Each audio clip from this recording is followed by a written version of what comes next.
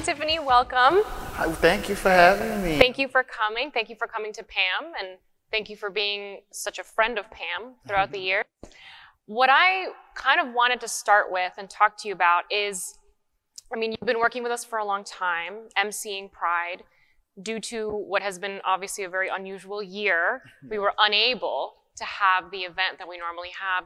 But we wanted to have a more personal moment with you, to have the opportunity to still bring you in, to still celebrate Pride, to still have you as a part of that. So I'm wondering how that makes you feel, what that means for you to be able to share your story with a broader PAMM audience. You know, we're going to have more people, hopefully, engage with this. So what does that mean for you, and what is it like for you to partner with an institution like this?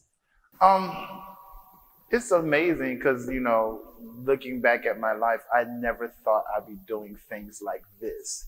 This is a big deal, you know, partnering with museums and other entities that I never thought I had access to. So this is a full circle moment for me.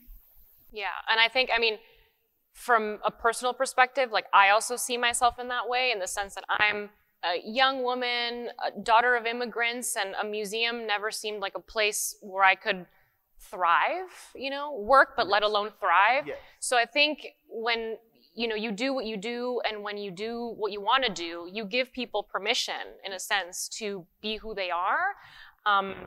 You open the door, you let people walk through it, and you leave it open behind you, right? So I'm wondering also what you think is the role of museums. Like, how do you think museums can help this cause, can open up as places for conversation? How do you see museums in the future as celebrating Pride, or as being part of, you know, this sort of greater ally community? Well, you know, you look at what the role of a museum is, and they're to tell a story and to document history. So I feel they will continue to do that. You know, from the Stonewall riots to fighting for transgender rights today, there's still stories being told within the LGBTQ plus community, and the evolution of our community is a never-ending story. So I feel museums in the future will be talking about moments like this in this time, and documenting certain events that have gone on, and will tell that story to the next generation. Right, and to prioritize representation on our walls, yes. Right? To prioritize having conversations like these. I mean, I know that for us personally, I mean, we're all about using PAMM as a place for genuine human interaction, like using art as a catalyst to have conversations like these. So I'm also eager to sort of walk through the space and talk about different artists and works that you like, because I think art is a sort of great equalizer in a way. When you give people access to art, it's what you bring to the table and what I bring to the table, and it's the same, it's equal, it matters, right?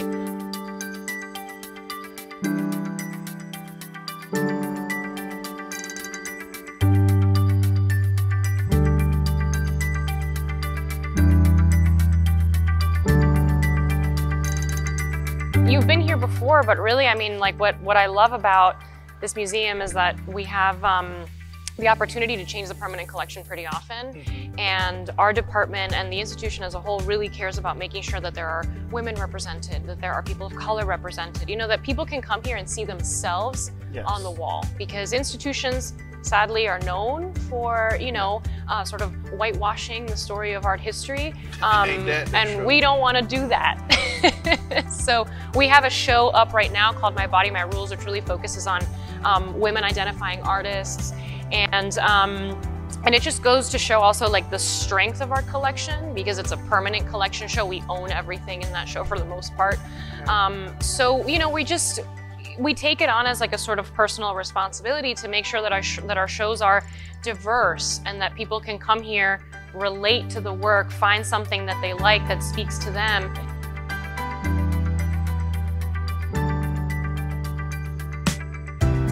I did watch one of your interviews, and you mentioned something that I thought was really interesting.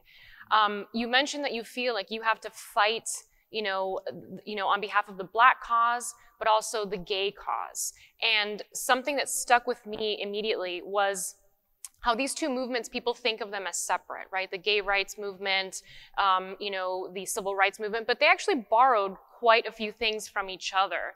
But this still lives on through individuals. So I'm wondering what that means for you. How do you see yourself sort of pushing past that struggle? And how can we be supportive of that cause? Ooh, it's a big one. Loaded one. Okay, the intelligent cap has to come on today.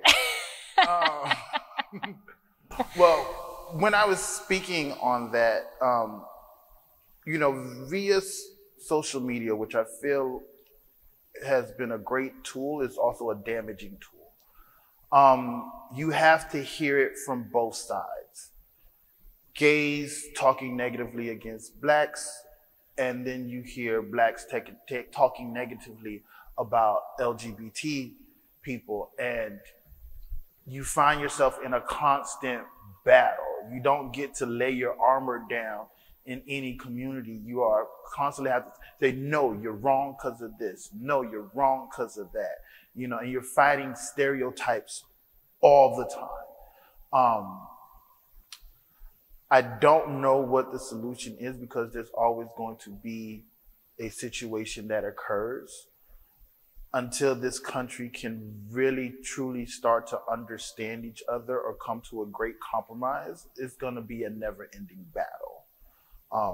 Unfortunately, we don't even realize how we need each other when it comes to the fight of equality, And God forgive me, I forgot his name, but the right-hand person of Martin Luther King Jr. was a gay Black man. Bayard Ruskin. Thank you, because I completely forgot the name. I was watching the Pride documentary the other day, and I knew bits and pieces about him. And I he's knew amazing. He had to fall back because, from an optical standpoint, him being gay, he knew they wouldn't listen to him. Right. And Martin Luther King was that conduit to make that happen, and so we've always helped each other out or needed each other, whether we realized it or not. Right. The great Harlem Renaissance, we don't realize there was a lot of LGBT Black members of the Harlem Renaissance that are not talked about. Or if they are talked about, they leave that part out, but it's fully documented that they were lesbians or gay or whatever. So it's very interesting that now, this day, with LGBT representation in the media, people like Rainey are being showcased, and they're being showcased in their full conduit, I guess you could say, of who they are. She was a lesbian, was kissing and everything in public and didn't care, and she's the blueprint for blues, So I say all that to say we need each other whether we know it or not. Right. Do you think that in this moment or in this day and age that we have a hard time humanizing the other person? Like, we have a hard time listening to other people's personal stories? Because to me, that's really the only way to get past issues like this. It's to humanize the person, to get to know them on a personal level, to hear their struggle, because 9 times out of 10, you're going to hear a little bit of your own struggle in theirs. So do you think that we have that problem? Yeah, we have a problem listening. Right. Period. We have a problem listening and understanding each other. A lot of times, and this is on both sides, we want to be, I'm right, you're wrong.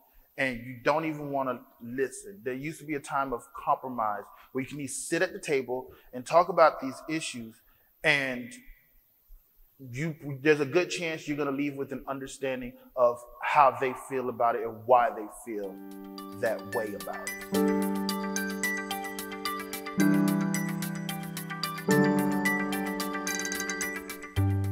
So this is a work by Christina Quarles. We acquired it through our PAMM Collectors Council, which is a really interesting group. It's a group of members who sort of put money in a pot, and then we vote on, well, they vote on what they'd like to acquire on our behalf.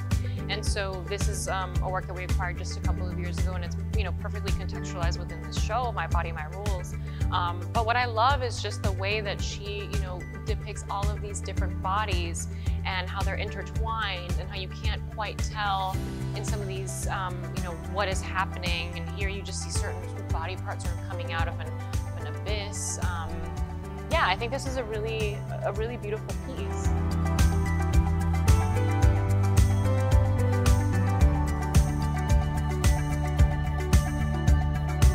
I was born and raised here. I grew up with a very progressive family. So, I've loved seeing Miami sort of transform. And I'm wondering what that experience has been like for you.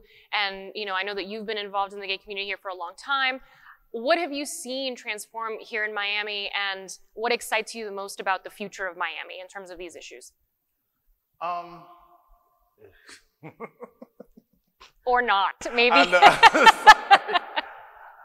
I'm nervous for Miami, to be honest with you. I've been in this business for 18 years, and I have been in the gay nightlife since I was 18. So we're talking 22, 23, somewhere around that. And I've seen a lot of businesses close and very few open up. I'm excited about the queer community in Wynwood, in that area, and how that's growing and developing. I'm nervous about the lesbian community. I'm nervous about the bare leather community. I am nervous about the Black gay community, because it seems as though any establishment that's going to do well has to be ethnically based. It can't be a nightclub where we're here for you, we want you to party and dance, and we're gonna do well. No, if it's not ethnically based, it doesn't do well, unfortunately, in Miami. And there's no centralization of the LGBTQ community, in my opinion. Yeah. South Beach is the closest, but we have, for the amount of people we only have 5 bars and like 2 clothing stores and maybe a couple of restaurants where you can really go to. Outside of that, there's not much to do, and Miami has far less, especially now thanks to COVID. Some other businesses had to close down, and no sign of reopening. So until we can get closer to some of our counterparts where there's a centralization where, if you go to Coral Gables and you go within this 5-block radius, you're gonna run into a ton of gay bars, and they're all doing well. Miami's got there's gonna be some trouble. Work to do. Yeah, a lot of work to do. Absolutely. I mean, I think that that's important for our audience to hear. I think it's important for people to know that we have a lot of work to do, because I'm hoping that that inspires people to get involved, that people then, try and push these issues forward and make themselves more visible, more a part of the community, and that we, like I said, push these issues forward. The last thing I wanted to talk to you about is this conversation is going to air on the anniversary of Stonewall. And I'm wondering, looking back, I also watched that same Pride documentary, and what really struck me was that Stonewall is this turning point. It's this moment that historically we all reference and we all understand as a very important riot, but it wasn't the beginning. No. Right? Like, we had sit-ins happening back in 1959, and they're not really as well documented. They're not really talked about as much, but these struggles have been going on forever. And so I'm wondering, just generally speaking, how do you feel you will help push some of these issues forward? How do you see us generally as allies helping push these things forward? I just want people to feel like we do have something to look forward to, that things, even if here in Miami, maybe there's a lot of work to do, that there is still a positive thread that sort of links us all together in this struggle. You know what I mean? Well, for one, gotta vote. Yes. Vote, vote, vote, vote, vote. I mean, that's my biggest irritation with some people. They complain about the government, but then you don't vote for the right people who have your best interests. If you're not doing that, you're wasting your time. Yeah. You have to go to the city council meetings. You have to go to these things and let your voices be heard, because the people who don't like us, they're speaking. They're and there. They're getting bills passed, unnecessary bills passed. Why in the world do we have this trans girl bill in place right now for something that hasn't even happened yet in Florida? These people are making noise and they're making it happen. We can't sit here and be complacent, not voting, not speaking up to our representatives and tell them we need X, Y, Z, the third, the fourth, and the fifth. If we don't say something, they're going to continue to do what they need to do to please the people that are voting for them. Right. It's that simple. Right. That's the main thing. And we, as a community, we need to be a little more organized. I think we do have organizations out there that are fighting for us and they're doing a good job. But we need to really get together and say, what do we want for our county as a whole? And how do we see ourselves and where do we want to be as a community in the next 5 to 10 years? Because we put on these great festivals. We come out in droves for the festival. We can't be stopped. Some of the top festivals in the world, LGBTQ, right here in Miami. Yep. PAMM Pride Night is like the most fun. The most fun, one of the most attended events in Pride during that week, period. And after that, where's everybody? You know? Right. So we need more things to do. We need to figure out how to put us in the forefront, and politically and from a nightlife perspective and different other areas, sports and whatnot, you know, gay little league or whatever. I mean, you know what I mean, Chad. I don't do sports. Yeah. But there are gays that like to do that and stuff. So we need to be more organized on different levels. And make room. Yes. Yeah, and have conversations and vote. Yes. And get involved. Yes. I always annoy everybody about voting. So I'm glad that you're also doing that, because I don't want to be the only person annoying people about voting. Honey, the only vote I've missed was like one time, and it was a runoff election, and the two people that were up, I was like, okay, I'm good. Either one of you I'm cool with, it's fine. So it doesn't even matter. So I ended up missing I wasn't stressed about missing that one, but I voted every time. Yeah. You know, and you know, whether you're a Democrat or Republican. I mean, I'm a Democrat, but there's more Democrats than Republicans in the United States, but Democrats don't vote. So that's why we keep being in the situations that we're in. Yep. So that doesn't tell you right there how important voting is.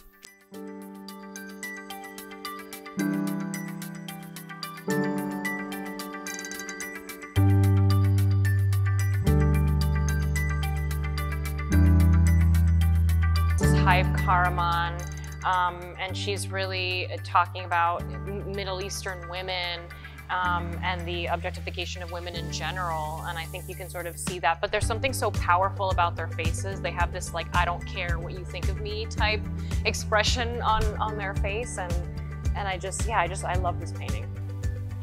It's very interesting. I'm still trying to completely understand it, but it's like, it's interesting because it's like they're clothed, but then it's there.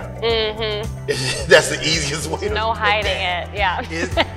Their body part, clothes, legs, boom, you know what that is. You know what it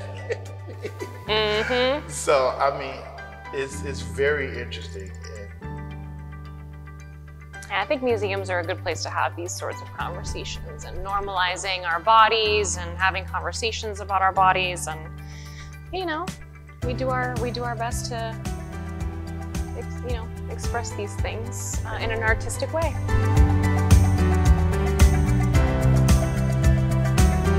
I can't thank you enough. Thank you for this conversation. Thank you for coming. Thank you for being a friend to PAMM for all these years, and hopefully next year we can do this conversation again, but also do PAMM Pride. Yes. Because I love fun. Yes, that's my favorite event, and I'm not shy about saying that, so thanks again.